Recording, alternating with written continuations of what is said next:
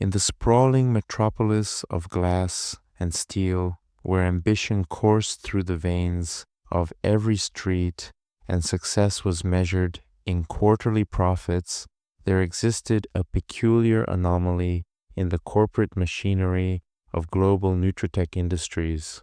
Thomas Henderson was his name, though few bothered to remember it, preferring instead to refer to him simply as the Late One or the Signing Authority.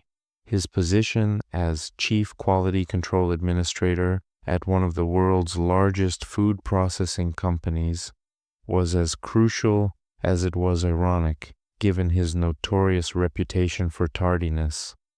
The position had been bestowed upon him through a series of fortunate circumstances, corporate restructuring, and the simple fact that no one else wanted the tedious responsibility of examining and signing for every single shipment that arrived at the company's massive distribution center.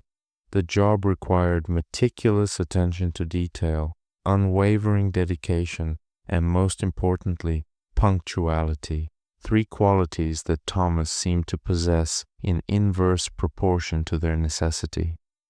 Every morning, the sun would rise over the city's skyline, painting the world in hues of amber and gold, while Thomas would still be wrapped in his comfortable cocoon of blankets, hitting the snooze button with the practiced precision of a master procrastinator. His morning routine was a carefully choreographed dance of rushing through essential tasks, all while maintaining an air of unhurried nonchalance that both puzzled and infuriated his colleagues. The security guards at Global Nutritech had long since stopped checking their watches when Thomas would finally saunter through the lobby, typically 2 hours after his designated start time. His arrival had become such a predictable irregularity that the entire receiving department had adjusted their schedules around it, creating an unofficial Henderson window, the period between when shipments should be processed and when they actually would be.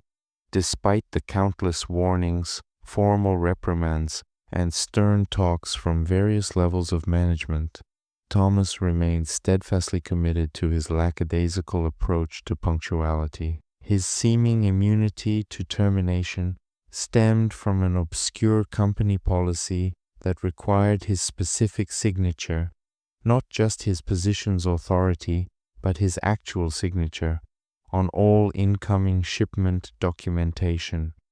This peculiar requirement had been embedded in the company's operating procedures during a complex legal settlement decades ago, and changing it would require navigating a labyrinth of regulatory red tape that no one was willing to undertake. The morning of September 15th began like any other for Thomas. The autumn air carried a crisp bite that seemed to whisper warnings of winter's approach, yet he remained blissfully ensconced in his warm bed, dreaming of tropical beaches and endless weekends. His alarm had gone off precisely at 7 a.m., and as usual, he had engaged in his daily ritual of bargaining with time itself, convincing himself that 5 more minutes wouldn't make a difference. Unknown to Thomas, that particular morning, a massive shipment of premium grade A beef, valued at over $15 million, had arrived at Global Nutritech's receiving dock.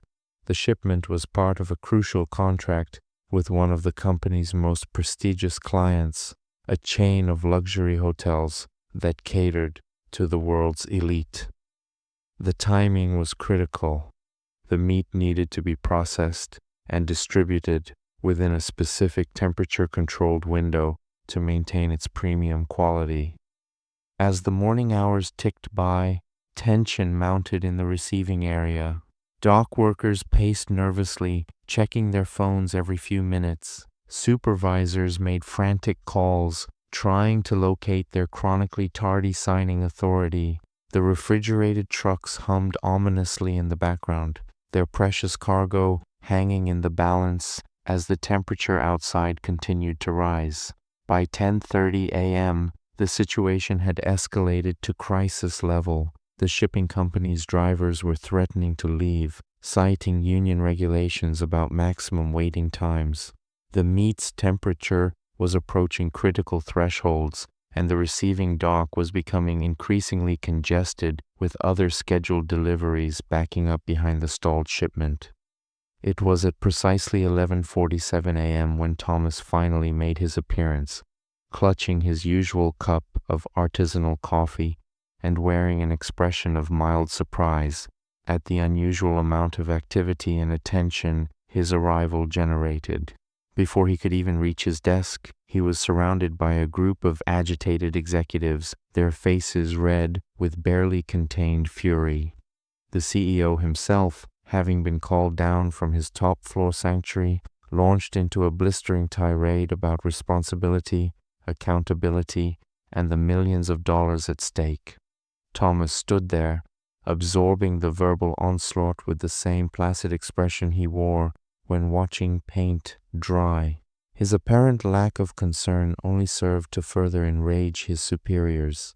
As the CEO concluded his speech with the ominous words, "Final warning," Thomas simply nodded, took a sip of his coffee, and casually mentioned that he should probably review the shipment documentation before signing anything.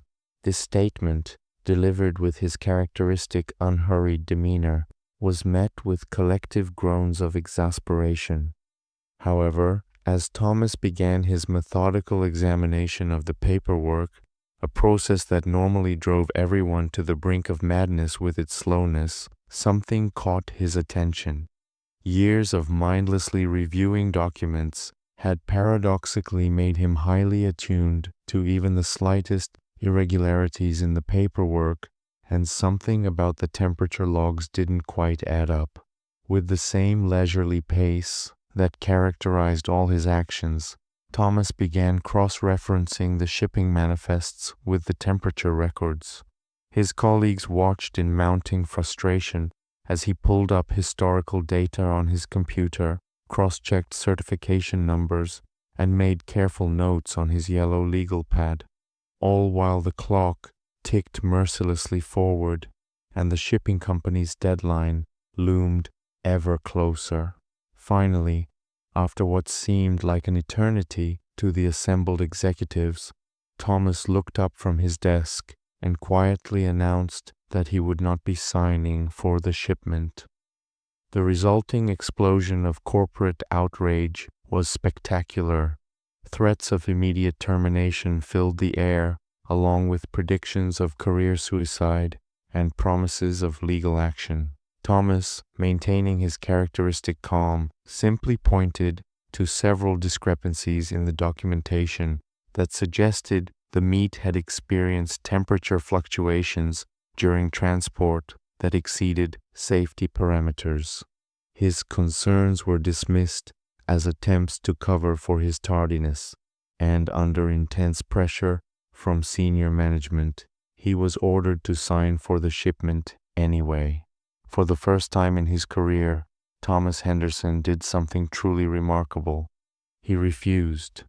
With the same immovable tranquility that made him impervious to alarm clocks, he stood his ground against the combined weight of corporate authority. His signature, he maintained, would not be added to those documents.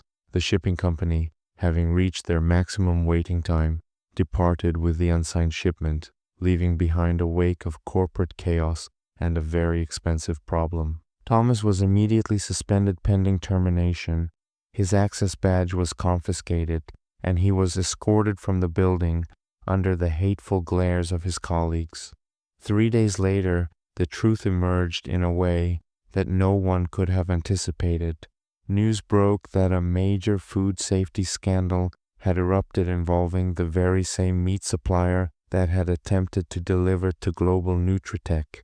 Investigations revealed that a critical failure in their refrigeration systems had resulted in massive quantities of compromised product being shipped to various companies across the country. The temperature irregularities that Thomas had spotted in the documentation were, in fact, evidence of a systematic attempt to cover up the problem. Companies that had accepted shipments from this supplier were now facing massive recalls, legal liabilities, and devastating damage to their reputations. The financial losses were astronomical, and several businesses were teetering on the brink of bankruptcy. Global Nutritech, thanks to Thomas's unwitting intervention, had completely avoided the crisis. The press painted a picture of rigorous quality control processes and dedicated employees who had protected public health through their diligence. The company's stock price soared as competitors floundered, and their reputation for safety and reliability was cemented in the public consciousness. The corporate machine that had been so quick to condemn Thomas now moved with equal speed to rehabilitate him. His suspension was not only lifted, but transformed into a paid vacation. His return to work was heralded with a ceremony where he was presented with a Special Achievement Award and a substantial bonus.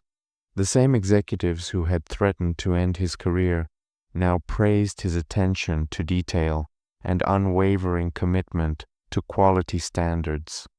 Thomas accepted these accolades with the same unruffled demeanor that had characterized his entire career. When asked to give a speech at the ceremony, he simply shrugged and suggested they all get back to work, though he did mention he might be a few minutes late the next morning. In the years that followed, Thomas's story became corporate legend, though it evolved with each telling. In some versions, he was a secret genius who had planned everything meticulously. In others, he was an innovative risk manager who had developed a unique approach to quality control. The truth? That his habitual tardiness and methodical nature had accidentally prevented a catastrophe was generally considered too anticlimactic for corporate storytelling. Global Nutritech eventually revised its procedures to require 2 signatures on incoming shipments, though Thomas retained his position and his peculiar schedule. New employees were often puzzled to see a senior quality control administrator strolling in hours late, until their colleagues explained that this was Thomas Henderson, the man who had saved the company millions through his tardiness. Perhaps the most remarkable aspect of the whole affair was that it changed absolutely nothing about Thomas's habits. He continued to arrive late, process paperwork at his own deliberate pace, and maintain his air of tranquil indifference to corporate urgency. The only difference was that now, when he finally made his daily appearance, the exasperated sighs of his colleagues carried a hint of reluctant respect. In the end, Thomas Henderson became a living testament to the old adage that success sometimes comes not from doing things right, but from doing the right thing at the wrong time. His story served as a reminder that in a world obsessed with speed and efficiency, there might still be value in taking things slow, even if that means being fashionably late to save the day.